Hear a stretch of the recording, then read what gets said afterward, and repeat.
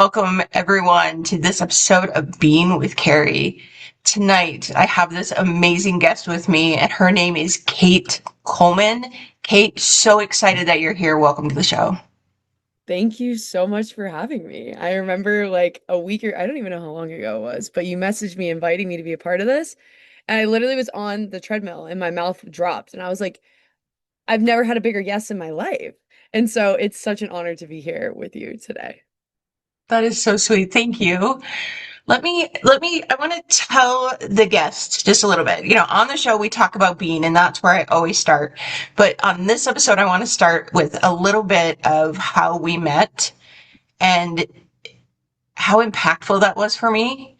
So it was at the end of January of this year at the Ultimate Experience Arizona, which this year it was Butterfly Effect. And you and I am such a social person at these things, and I just talk and talk and talk. And I think I just got in line behind you, or maybe I cut in line behind you. I don't know. And you turned around and we just started talking, and I learned that you are living in an ambulance and that you are running your own business, which, if I say advertising, is that correct? Kind of I would, promotion. yeah, more like social media. Social media and Social it's media in promotion. Yeah, yeah. perfect. And I was just enthralled with who you were being. And I remember you saying that you were a little bit trepidatious, correct me if I'm wrong, about coming to that and being like, I'm just this person who lives in an ambulance. And I'm like, you're a person who lives in an ambulance. That's amazing. And to me, you were this amazing example of a person who bees whatever they want to be. And so I want to start right there. And so tell us what being is to you, or what that means to you, or how that looks to you. I love that you asked that because I was like my mouth was like wanting to respond to some of the things that you were saying and then grounding it back to that question, it kind of like takes everything, like I almost want to say circumcised everything I wanted to say and puts it into this question. And I feel like being to me in this place right now means accepting and being the entirety of who you are, despite things that you might not want to be experiencing, despite things that you do want to be experiencing. And being to me is just like how can like the radical recognition, awareness, and acceptance of the entirety of who you are without needing to like change and shift or like make it something else so it fits another block. And so it's that radical acceptance is what I view being as. It's just like, how can I be the most me that I can be? And it's just, yeah, it's just revolves around the core concept of recognizing, celebrating, dare I say, every part of who you are and not just those parts that are seemingly easy to uplift and share, if that makes Yeah. sense. Oh, absolutely. I love the way you say that, is how the core is all about us, and it's not about the image that we can give off or portray. One thing I am so impressed about with you is the way you promote yourself and others on Facebook and Instagram and social media. And it's so funny because it's not haha funny, but it's eye opening to me, because I know that you've said at a certain time, and at least one or two of these, of it's getting out there and being yourself and being raw. And I think I left you a voice note about this one time, that I was like, wait a second, I just spoke on 50 podcasts this last year, but it didn't promote me in the way that I was hoping. And so I sat back, and every time your one of your posts pops up, I'll listen to it, and I'm like, why is what she's saying different from what I did? Because there's a disconnect somewhere. And it's only been very, very recently, within the last few months, that I realized how much of an act I still put on in front of people. And I'm like, oh yeah, I was being who I wanted to be in those, all of these speaking engagements, but I wasn't being that yet. And Yes. you encompass that. You encompass the true being unapologetically authentic. and the authenticity. Why do you think that's so hard for people to be themselves? Like, what is it that holds us back? Because you seem to have possibly a greater understanding of this with the way you promote and teach other people to promote. For starts, thank you. I really appreciate that because even in my world and in my mind, like there are times where I go through periods of what I feel like is called inauthenticity. And I just got back from the Landmark Forum, and that was like planted in my brain of like the inauthenticity. And I feel like it is so ingrained in who we are to play some sort of act, to be some sort of thing. Like I think back to when I used to work in the restaurant industry for 10 years, and like I was paid more based on my ability to read what other people wanted of me. And maybe not of me, but of their restaurant experience. Like, can I portray what someone else, can I tell that someone's gonna need water before they even know? Like, can I like get someone a fork and have that sitting at their table before their meal even gets to it? So, so much of I feel like of growing up for me was like this prediction and this adaptation and this being of what I thought everybody else wanted me to be. And I think we're human, and I think to some degree that is still embedded in all of who we are to some degree. And it's not so much of eradicating that as much as I want to think, like, how do we evaporate this, like, this mask that tends to come on, or this way we need to be, or like these sensations that come up that feel like we need to alter who we are to appease or match something. And as so much of my life, I've wanted to just completely eradicate those, but that just doesn't simply exist. And one of the things I feel like I've really learned in life is the acceptance of those moments, but also like answering your question, like, I really feel as though I I feel as though the authenticity and free expression has come from this place of also like radical acceptance of the things that I used to carry the most amount of shame for. And to give context, like there was a period of time in, I think it was probably 4 or 5 years ago, that I really struggled with cheating inside a relationship. And I absolutely hated myself for so long because of this experience. Like I had thought I was the worst person on earth. I had thought I wasn't worthy of love. I had thought all of these awful things about myself because of these mistakes that I had made. Yeah. And I held so much shame around that to the point where I literally like hired a therapist to talk about it and then never spoke about it to a therapist in 2 years of working together because I wouldn't let myself. And I feel like when you have that much shame or where that shame is, we hold it in and it just gets bigger and bigger and bigger. But someone said to me today, it's like a vampire. As soon as we expose it to the light, that shame starts to dissipate. And I remember when I got out of that relationship and when I was in those spaces, I was like, all I want is to be able to talk about what I'm experiencing without looking at the internet and having everyone say, cheaters are these awful people and they do all these awful things. And like, and it's not a justification of the action. The action is like in my moral compass wrong. But at the same time, I couldn't shake the fact that like, I just wanted to be loved and accepted for who I was and Hmm. recognize that I'm not a bad person for the mistakes that I had made. And I feel like when I really started to open up about those experiences and I really started to share these things that I was challenged with, not just with the people around me, but on a larger scale on the internet, and like really open myself up to that level of vulnerability, is really when I not only saw like my business and things start to take off and my audience and people of supporters who started opening up to me, sharing that they experienced this too, but they had never shared that with anyone before and they felt safe enough to share it with me. And so I had Hmm. all these external things kind of taking off with it, but like this liberation of like who I thought I had to be and the containers that I was putting myself in and the masks that I felt like I had to adopt to be lovable, to be in a relationship, to be of this, of to be of society.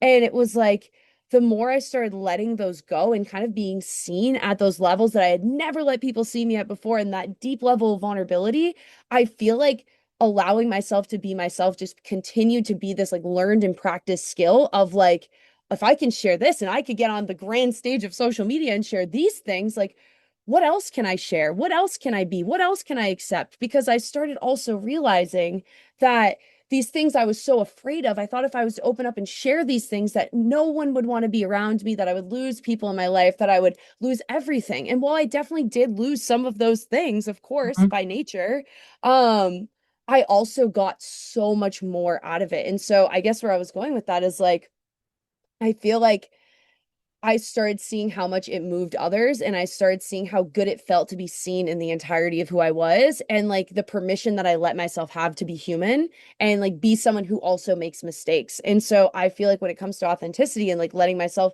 be seen at that level, it's a grown comfortability with letting myself not be perfect and letting myself be human, which is like a daily practice. And I almost need to even hear my own words saying that today. And it's like, yeah. So that's where I feel like that comes from. I love, I love every piece of that. There is such this, I want to say, stigma in society that we're expected to be perfect. And I'm like, do we expect other people to be perfect, or do we expect them to just pretend to be perfect because we know other people aren't going to be perfect? And I know for me, I was raised in an environment where it was you pretend like we're the perfect family. And at home, it was very different. And as I grew into an adult, I didn't know that everybody didn't do that. I'm like, all of these people who are so wonderful, oh, that's really them.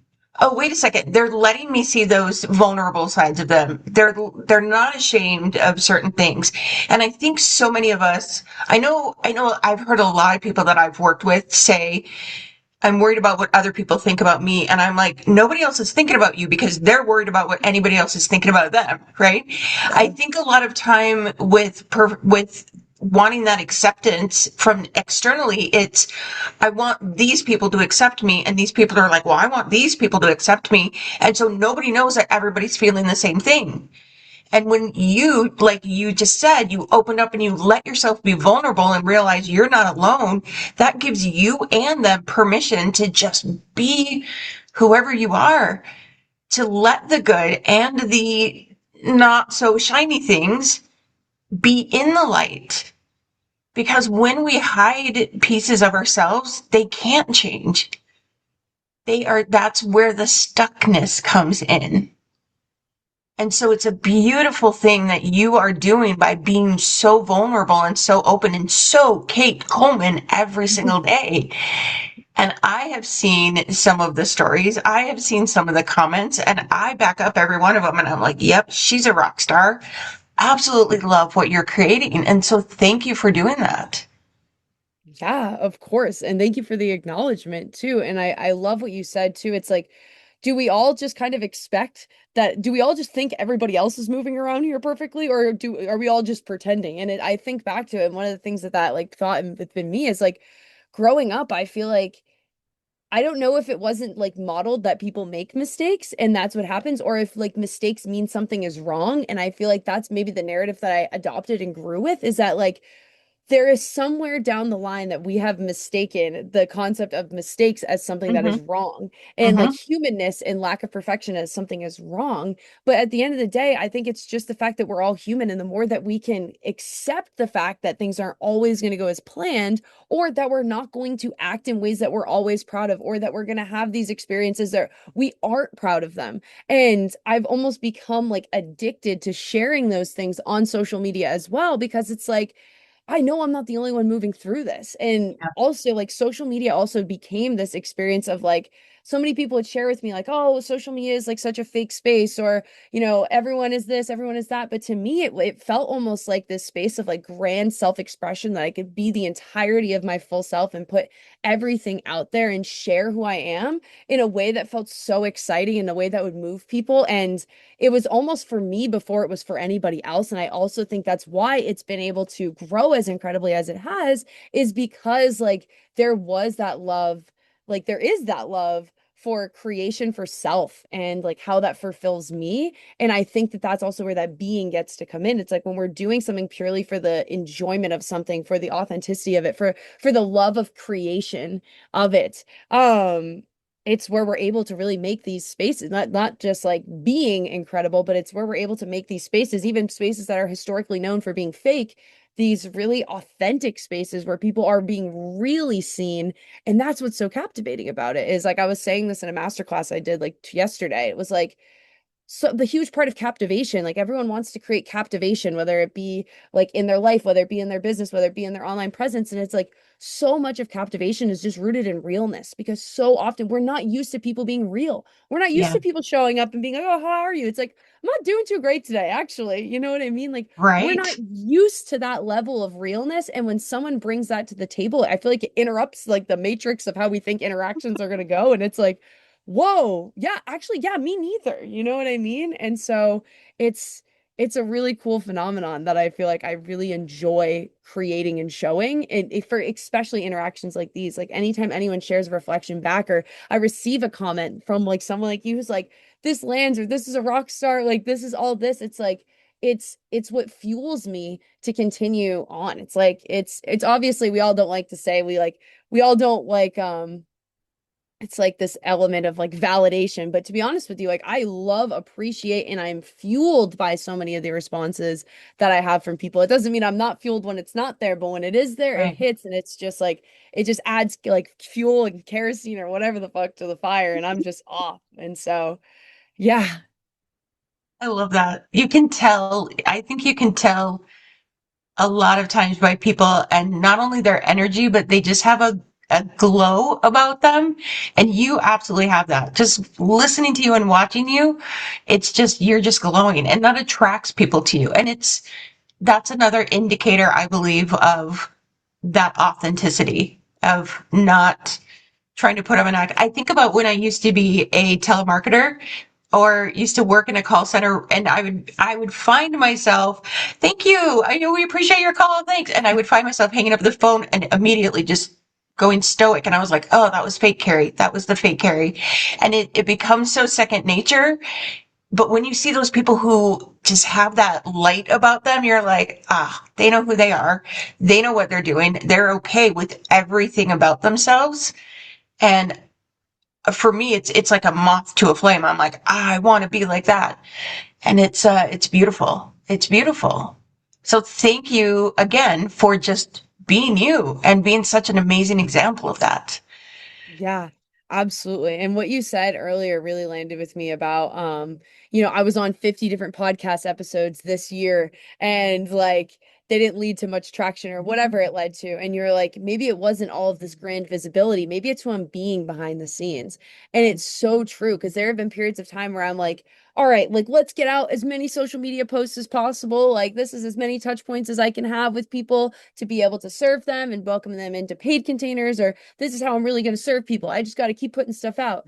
And it's always been the biggest reflection to me of like who I am being trumps literally everything. And I would go to sometimes like networking events and I would just feel so on fire and people would gravitate towards me and it would just be this incredible experience where I would be so excited to be connecting with them and I would just be so in awe of the person that I was talking to and like they also are asking questions about like what I call is like my niche special interests, which is social media. And it's like when someone comes up to you and asks you a question and like is genuinely interested and can benefit from you sharing your niche special interest, like how much it just lights you up and gets you excited. And I can see a stark difference of like how I've showed up in some of those spaces and how everything just falls into place, how it's incredible. I was in like the San Diego airport this past weekend and I was just on cloud nine. Everything was on my side. I had the kindest experiences with any of the TSA agents I've ever had in my life. We were like singing in line and then there was live music and it was just like it felt like it felt like a glitch in the world where it was like has this always been available to me? Like has this level of happiness and like excitement or like joy always been in front of me or is it just like because I'm in like the energetic alignment for it all happening and there was like live music, they were playing like Britney Spears and like reggae acoustic and I'm like where the fuck am I? This is an airport. And there's that, but then there's also these moments where I'm like, oh, like I just have to keep doing more, doing more, doing more. Yeah. And we can get so stuck in that doing more. And I don't even think I know the answer to the switch on how to tap into one or the other because I still see Yeah. myself in it sometimes too. But it's like there's this thing where we like, oh, if we're doing more, then it's going to create more. But it's like, I think the ego sometimes doesn't want to hear. It's like, yeah, no matter Yeah. how much you do, it's not going to make you be like any like you know what I mean. No amount of doing is going to make you be, but then I guess maybe there is some amount of doing that does make you be some sort of way. But I guess in this context, I'm like, it's inexplicable in a lot of ways. Yeah. Yeah. I'm a very black, white minded person. And when the whole concept of being and possibility came into my world, I was totally rejecting it. And my coach, I, I don't know if you met him, Dave Orton. Okay. I don't think so. Dave is this huge personality and he's so great. And the book had just come out at the time and he's like, I'm in the book and I coach with Steve and I did it. And I'd be like, I don't care about being, I don't care about any of this. Like, I don't care about it. Like, I just, and so as we started, I mean, as we went along coaching, it kind of, he would use the terminology every once in a while. And I started to get a little bit curious about it. And I remember the first time he spoke about possibility, like there's a possibility of the and this being true and this being true. And I'm like, nope, not in the real world. And he's like, no, in the real world. Like, and I'm like, it's either or, it's one or the other. There's a right, there's a wrong. And it took a long time for the version of Harry that was okay, that was not right and not wrong to start to emerge. And like you, she gets hidden a lot. There's times where things will come out of my mouth that I'm like, yeah, it didn't go through my brain first. It just, there was no editing of that. There was no, I don't know what I was saying. It just came out. And you have to find that space within yourself to still love that version of you. For me, I find that when that happens, it's usually 7-year-old me or it's 21-year-old me or it's not the adult me. And it's like, oh, there's something right there. She needs love. She needs attention. She needs care. And she doesn't need it from anybody else but me. How do I do that? And I think that is, in my life, I am finding that that's a core of what being is. And that's where possibility of and being true lies. And where possibility of gray in a good sense versus right wrong, but just what is, that's where it resides. And it's interesting to see that those versions of Carrie open up and grow up and start to become the adult version of Carrie. And it's so introspective, and I never was introspective before this world. And I remember when I told Dave, speaking of something you said before, that I remember I told him one time, the reason you coach is because you've got this all figured out and you don't have a problem with being a human anymore and you do it perfectly. And he's like, oh no, no, no. Like, still human. Still human. I don't coach because I'm perfect. I coach because I'm human. And that knocked me over. Yeah. That to me, honestly, was one of the most frustrating realizations of reality that I've ever had, is that no matter how much work I do, no matter what I do, no matter what I create, no matter what I experience, no matter what I do, there will never be a moment in my life where there isn't, not a moment, but there will never be like an elimination of problem. There will never be an elimination of challenge. And I feel like for a lot of my life, and even still, maybe even subconsciously, I operate in the way of like, how do I eliminate challenge? How do I eliminate challenge? How do we move through this in a way that you'll never have a challenge again? And it's just simply false. And I remember the first time my mentor kind of shared that with me too, where I started working with her and I would ask her questions about her relationships and I would ask her questions about her business. And, when she responded, it was the same thing. It was like, you just have this all figured out. Like, you just get it. You just like don't make any mistakes. You just like know how to be a great partner. You know how to coach. You never make any mistakes with clients. You never like say something you don't mean or something comes out and you don't have to apologize for it. You just hit this level where you just know before you even have to like get to that point. And it was the same kind of reminder and realization. It was like, no, that's not how it works. Like, I still also experience this.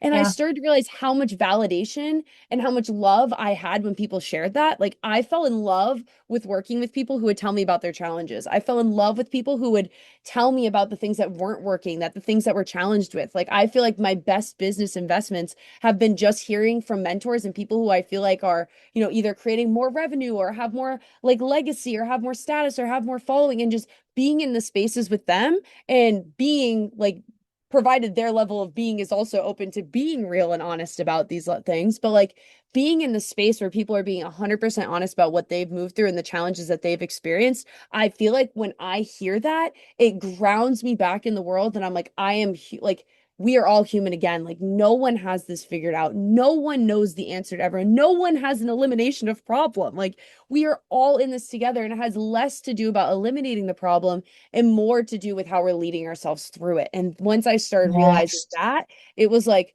okay. And even that could even become like an addiction sometimes in my mind, where it's like, well, how do I want to lead myself through this problem? And like, how do I want to look like I'm like going through this problem or challenge? And one of the things I've also just fallen in love with is like recognizing that being a human has inherent risk to it. And that is something that I've become like so much more aware of time and time again, is that like being a human being, and even in being in business, having a podcast, being devoted to your being, like when you live this way, there is an inherent risk involved with it, that you are going to do or you're going to be a certain way that is so naturally connected to who you are and your authenticity that some people might not get it. It might not land with them. It might upset them. And you might not be in a space where you know how to navigate a situation. So you don't handle it, quote unquote, perfectly. And then it's like, one of the things I've fallen in love with is like, how do I recognize that afterwards? How do I take a step back and be like, okay, like I did this, and like now what? Like this is something, a mistake that I made or an experience I had, and like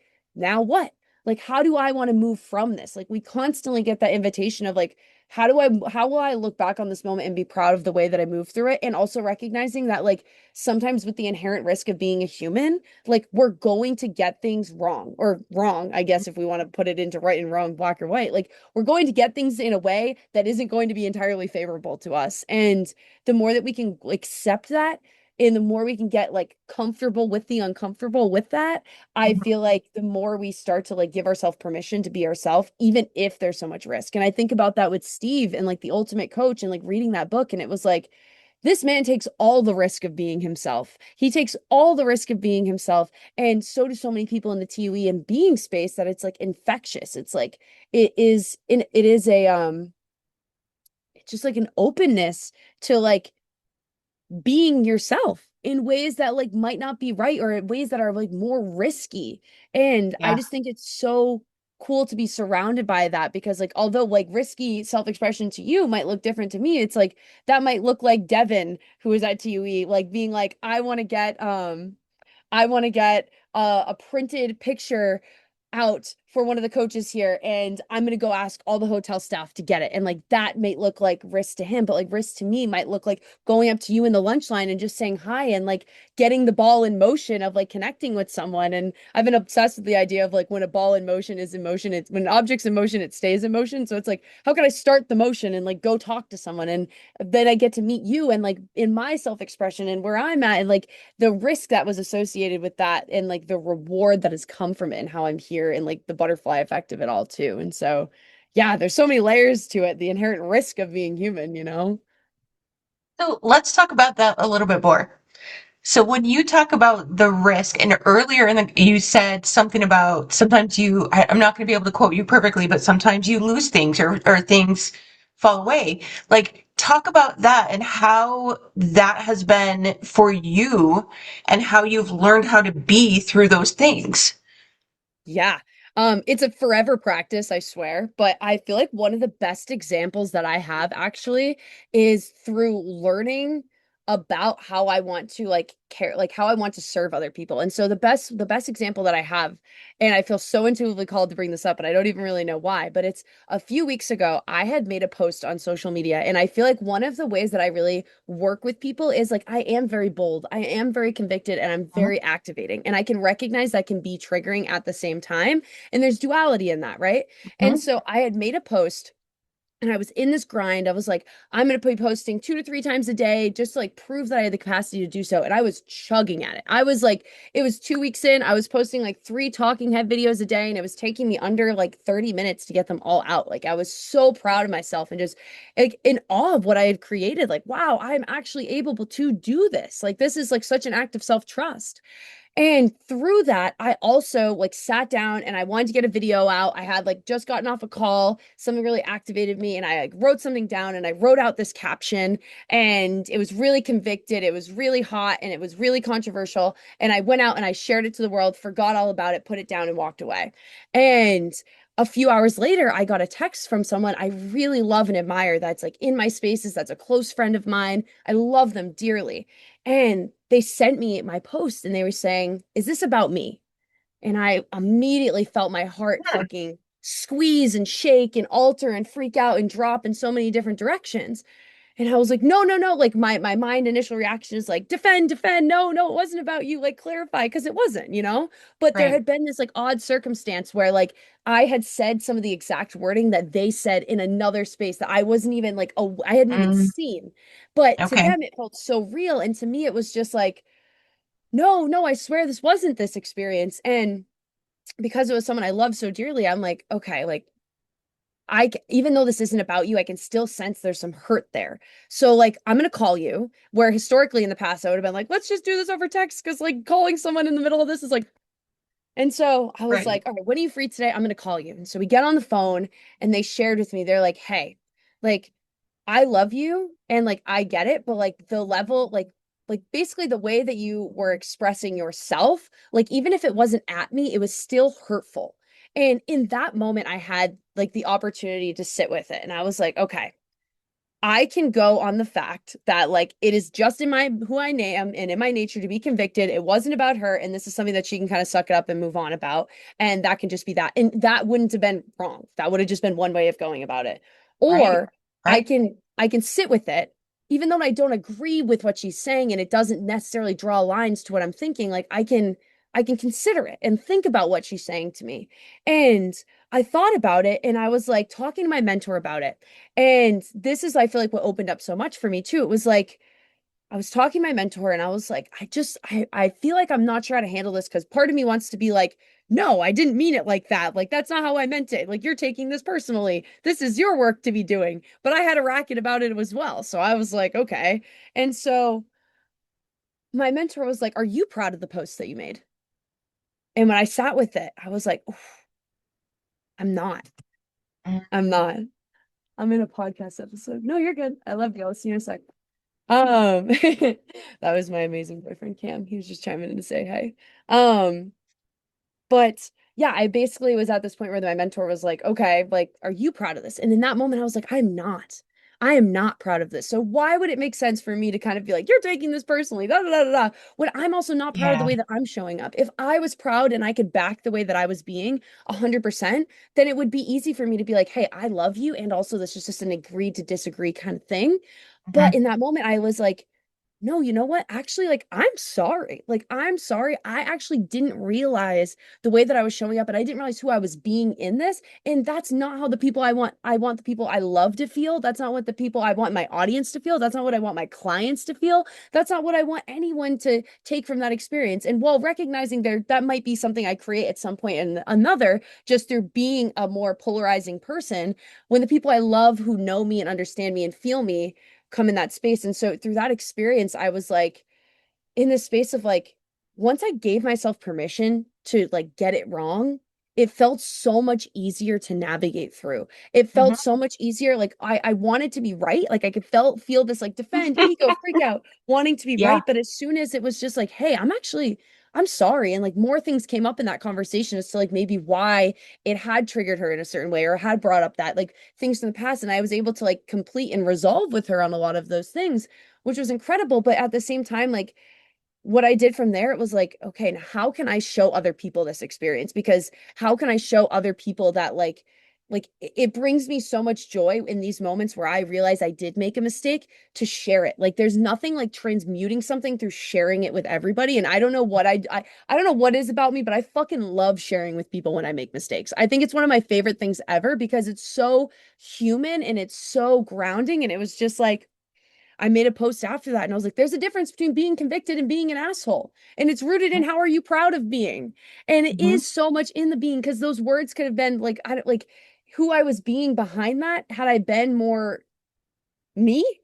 rather than like the inauthentic ways of life. Like it would have maybe came across differently. I mean, it would have meant whatever, but I'm not going to fault myself for that happening. And so I feel Right. like it's like it's this radical acceptance, but also like for me it's the recognition again that I will like it, like the likelihood of me never having a reaction to anyone coming at me when they say something like that or sharing that with me is so minimal. I'm going to have a reaction in a lot of ways, but it's like, how do I move in a way that I'm proud of this, and how do I just like give myself permission to be human, because like I'm going to make so many mistakes Yeah. and that's just part of life. And so yeah, I feel like that's where a lot of that comes from, is just like this discomfort. Like it's just like, how do I just let it be in a way and let come back from it in a way? You know what I mean?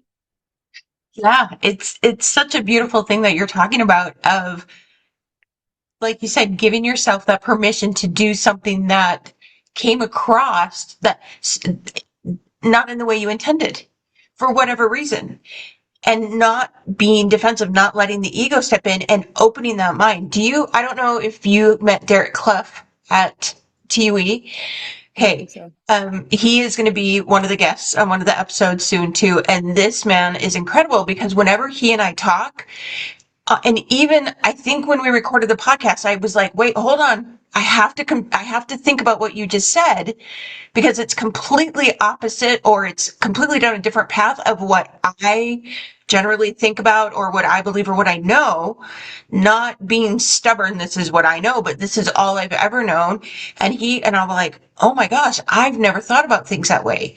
Whereas before I became in the being movement, I was like, this is right, this is wrong. The rest of the world needs to think the same way. And I'm like, wow, the way that you can sit with something that is beyond your comprehension, because based upon your experiences, they have their experiences. So something appears to them a certain way. I've said this on one of the podcasts before.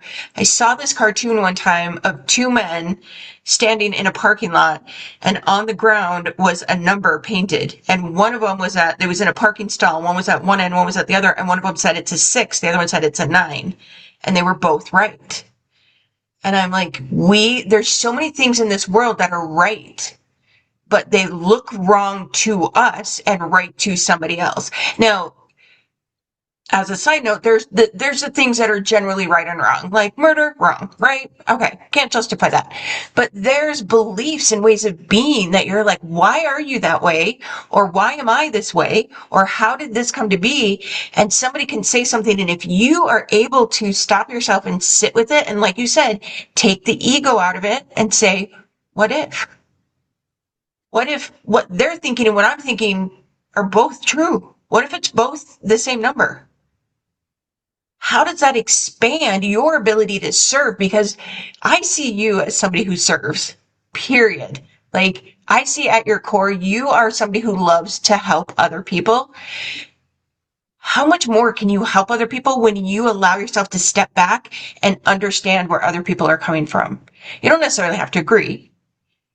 And sometimes you do. And it opens up a way of life or a way of thinking or a way of doing or being for you that is going to be new. But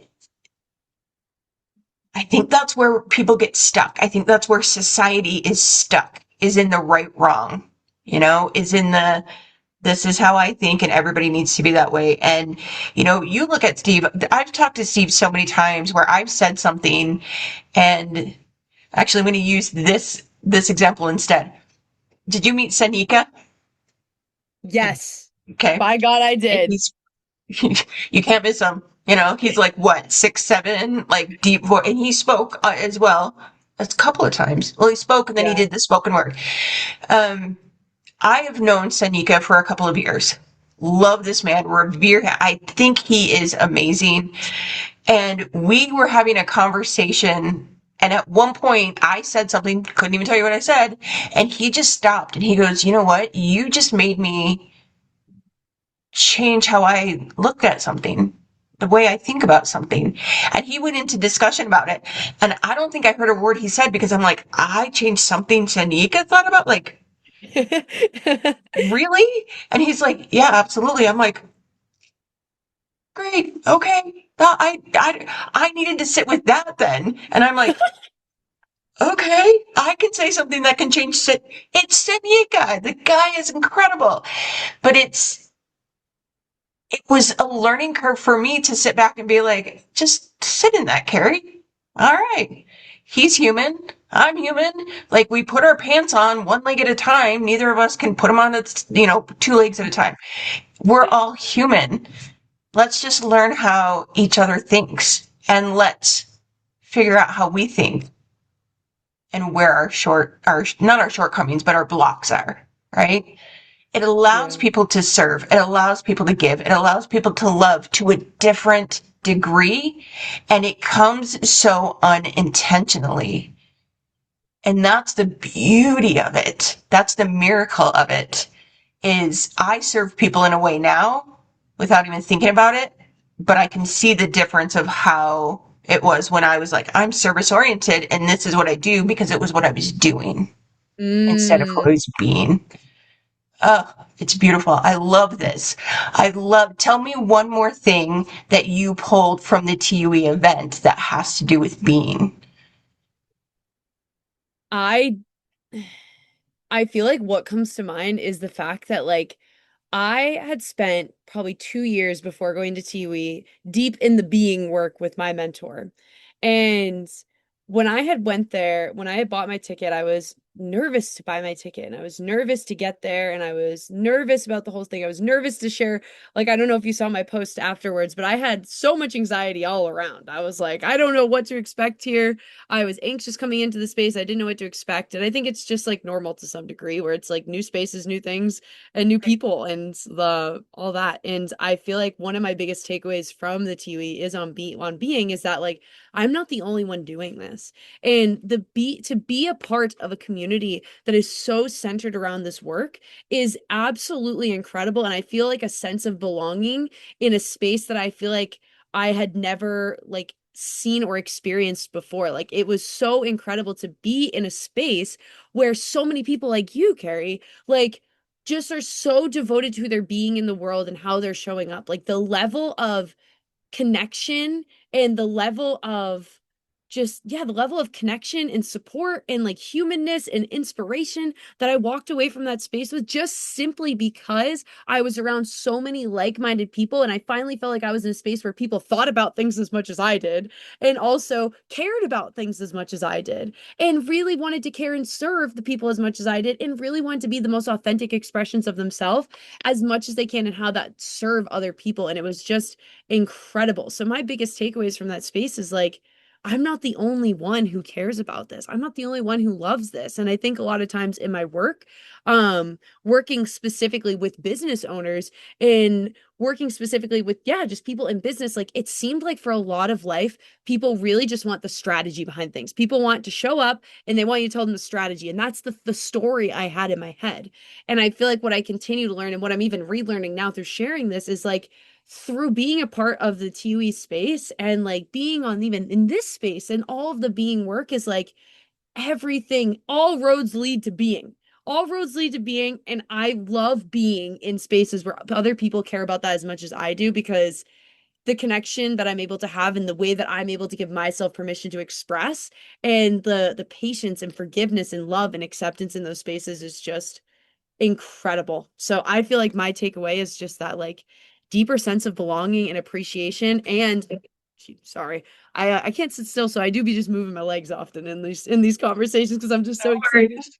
Um, it's also the acknowledgement. Like I hear so much acknowledgement and I see how much you acknowledge people. I've seen how much you acknowledge me in the last like 40 minutes. And I connect with some people from TUE often too, and the acknowledgement that comes from those spaces. And it's like there is no shortage of our ability to make people feel so seen and Yeah. just good by slowing down and taking a minute to acknowledge them and what they've created. And so with that in mind, I want to acknowledge you for creating this space and being such an incredible person to have a conversation with and opening up some of the like peeling back the layers of the onion of who you are and sharing more about you and like what you used to believe and what you used to experience because it's so interesting to me like knowing you now it's like what No way. Simply, I do not believe there was a time in your life where you thought black and white and XYZ and XYZ. And so it was cool to get to know your humanness more and see you more for who you are and what you've experienced and who you're being. And every time I talk to you, I feel like I love also the people from TUE because there's just such clear communication. Like there's nothing ever that I have to question. You're like you sent me a text and I don't even remember what it was, but it was just so clear. It hit all the markers and I had no questions. It was just so easy to type, yes, great, perfect. Like, and I, as someone who loves clear communication, like I just thrive in those environments. So wanted to acknowledge you for that and the incredible space that you've created. And I'm really excited to sit down and listen to some of the other episodes you shared and, to have conversations with maybe other people who have conversations come from this space and just see the impact that you continue to make on the world, like through this space. And so just want to Thank acknowledge you. you because yeah, this is incredible. I love talking with you. Thank you. That is so kind of you. I want to tell you, last year my motto was do it scared, right? And it wasn't just do it scared, it was do it tired, do it, anxiously, do it, just do it. And when you were talking about how nervous you were to come to TUE and you stepped into that being scared, and you have changed and affected the lives of so many people in this community just by you being there. And so thank you for taking that step so that this could be created and that other people can be affected by that. So thank you for your acknowledgments and thank you for who you be. Just sharing a piece of Kate Coleman with this world, because you are such a beautiful light and such a presence that I think is probably more powerful than you realize. So thank you. Thank you. Thank you. I just, yeah, really taking a minute to feel that. That was really powerful. And I really appreciate that acknowledgement. That moved me. Absolute pleasure. We are out of time, my dear. We did it. Um, the conversation was just like I hoped. It was absolutely amazing. And I again want to thank you for being willing to be a part of the podcast. I want to say to everybody who is watching or is listening right now, we're going to have all of Kate's information in the show notes. Feel free to reach out to Kate. Feel free to check out her information. Feel free to reach out to me if you need to get a hold of her or any of the other guests on the show. The Being movement is a beautiful creation, and it's not something that someone created. It's something that we create in the world, each one of us individually. And then we just kind of encourage each other as we continue to be. And so I encourage everyone to go back and listen to other episodes. Again, reach out to anybody in the TUC community. If you can make it to the Ultimate Experience, there will be another one next January. It's amazing and it is life changing. And yeah. Anything else you would like to say before we close, hon?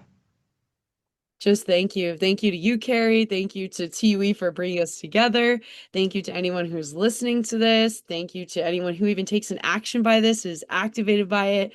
Thank you to anyone they share this with. Thank you to anything that continues to continue to ripple from this space. And so thank you so much for having me. I feel so blessed to be here.